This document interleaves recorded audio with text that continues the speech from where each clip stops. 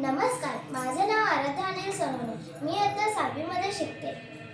इतिहासाच्या पानावर, रयतेच्या मनावर, मातीच्या कणावर आणि विश्वासाच्या प्रमाणावर राज्य करणारा राजा म्हणजे राजा शिवछत्रपती. शिवछत्रपतींना मानाचा मुजरा करून मी माझ्या भाषणाची सुरुवात करते.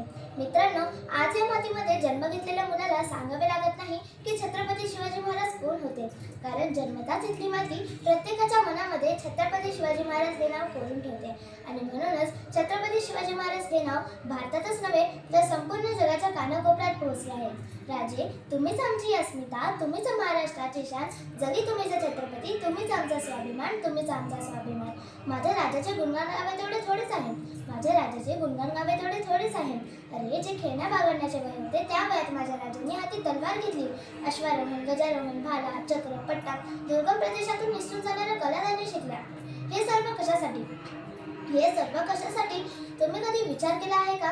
माझ्या राजाला जाण होती गोरगरीब जनतेची, माझ्या राजाला जाण होती रयतेचे रक्षण करण्याची, आणि या सर्व शिकवण संस्कार मागे हात होते त्या अशा वाघिणीचे ज्यांच्या पोटी शिवरायांनी जन्म घेतला.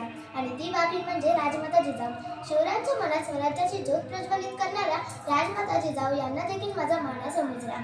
जनतेवर होणाऱ्या अन्यायाला वाचा फोडण्यासाठी आई जिजाऊ आणि वडील शहाजीराजे यांनी दिलेले शिकवण संस्कार आणि संपूर्ण जनतेच्या आणि मावळ्यांच्या भक्कम साथीमुळे शिवरायांनी लढण्याचे बळ मिळाले. परक्यांची गुलामगिरी आपण सहन का करायची? परक्यांची गुलामगिरी आपण सहन का करायची? त्यांची गुलामी आता नको.